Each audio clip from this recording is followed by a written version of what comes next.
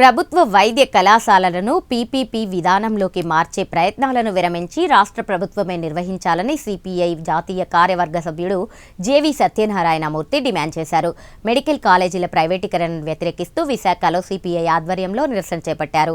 ఈ సందర్భంగా ఆయన మాట్లాడుతూ నూతన వైద్య కళాశాలల్లో పీపీపీ విధానాన్ని అమలు చేయాలని చంద్రబాబు ప్రభుత్వం తీసుకున్న నిర్ణయం అత్యంత ప్రమాదకరమైనదని అన్నారు. ఈ విధంగా పేద మధ్యతరగతి వర్గాల భవిష్యత్తుపై తీవ్రమైన ప్రతికూల ప్రభావాలు చూపుతోందని ఆందోళన వ్యక్తం చేశారు. ప్రభుత్వం మెడికల్ కాలేజీని ప్రైవేటీకరణ నిర్ణయాన్ని వెనక్కి తీసుకోవాలి. మెడికల్ కాలేజీలను ప్రైవేటీకరణ చేయని విధానాన్ని ఖండించండి.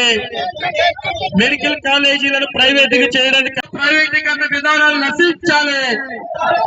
కూటమి ప్రభుత్వ ప్రైవేటీకరణ విధానాలు నశించాలి. కూటమి ప్రభుత్వ ప్రైవేటీకరణ విధానాలు నశించాలి. మెడికల్ కళాశాలను ప్రైవేటీకరణలోనే నడపాలి. మెడికల్ కాలేజీలను ప్రభుత్వ రంగంలోనే నడపాలి. మెడికల్ కాలేజీలు ప్రభుత్వ రంగంలోనే నడపాలి.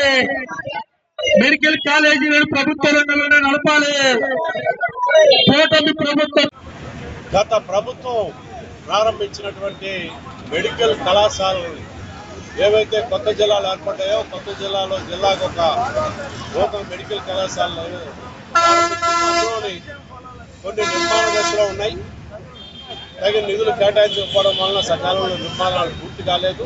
ఒక 5 కళాశాలలకి ఇండియన్ మెడికల్ కౌన్సిల్ అనుమతులు కొన్ని కళాశాలలు ప్రారంభమయ్యాయి. అక్కడ విద్యని సామాన్య ప్రజలకు అందుతూ ఉంది. అందులోని మన ఉమ్మడి జిల్లాలో పాడేరులో మెడికల్ కళాశాల అన్నది చిన్న విషయమే కాదు. గిరిజనులకి వైద్య విద్యను దగ్గర చేయడానికి అది ఉపయోగపడుతుంది. అటువంటి వాటిని ఇప్పుడు చంద్రబాబు నాయుడు గారు ప్రభుత్వం అధికారంలోకి వచ్చినది కూటమి ప్రభుత్వం పీపీపీ బోర్డులోని మేము చేస్తామని చెప్పాను.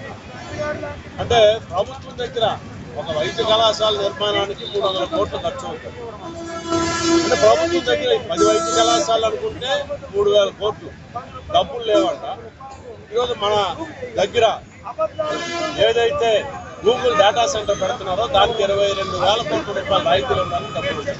అంటే పెట్టుబడిదారులకి ప్రజల సంపదను దారాదత్తం చేయడానికి ప్రభుత్వం దగ్గర డబ్బులు ఉన్నాయి. కానీ ప్రజలకి సామాన్య ప్రజలకి పేదలకి వైద్యాన్ని అందించేదానికి పేద పిల్లలు వైద్య విద్యను అభ్యసించే అవకాశం ఉన్నటువంటి దానికి 3,000 కోట్లు పెట్టడానికి డబ్బులు లేవు.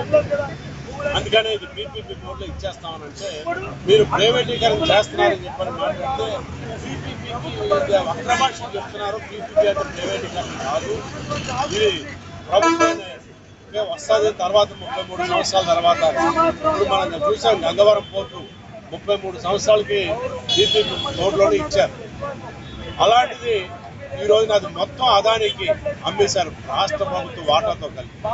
ఈరోజు ఏ ప్రాజెక్టు ఈ దేశంలోనే పీపీపీ బోర్డులో ప్రారంభమైన ఏ ప్రాజెక్ట్ అయినా 33 సంవత్సరాలు లీడ్ పీరియడ్ అయిపోయిన తర్వాత, ఒప్పంద కాలం అయిపోయిన తర్వాత ప్రభుత్వానికి దగ్గర పడింది ఒక్క ప్రాజెక్టు చెప్పండి. ఒక్క ప్రాజెక్టు లేదు. అంటే పూర్తిగా ప్రజల ఆస్తిని ప్రజల సంపదని ప్రైవేటు వ్యక్తులకి కట్టుబెట్టేటటువంటి పద్ధతిలోనే చంద్రబాబు నాయుడు కూటమి ప్రభుత్వం వ్యవహరిస్తూ ఉంది. ఆయన అబద్ధాలు చెప్పి మసిపూడిచి మారేడుకాయ చేయడంలో సిద్ధహస్తుడు. ఇప్పుడు దీని మీద కూడా అబద్ధాల యుద్ధం ప్రారంభించాడు. అందుకనే సిపిఐగా వైద్య విద్య అన్నది పూర్తిగా ప్రభుత్వ రంగంలోనే ఉండాలని చెప్పి మేము డిమాండ్ చేస్తున్నాం. గత ప్రభుత్వం ప్రారంభించినటువంటి వైద్య కళాశాలన్నింటినీ కూడా ప్రభుత్వ ఆధ్వర్యంలోనే నిర్వహించాలి. అటు పీపీపీ కానీ ఇతరత్ర కానీ ప్రైవేటీకరణకి చేస్తున్న ప్రయత్నాలన్నీ విరమించుకోవాలని సిపిఐగా డిమాండ్ చేస్తున్నాం.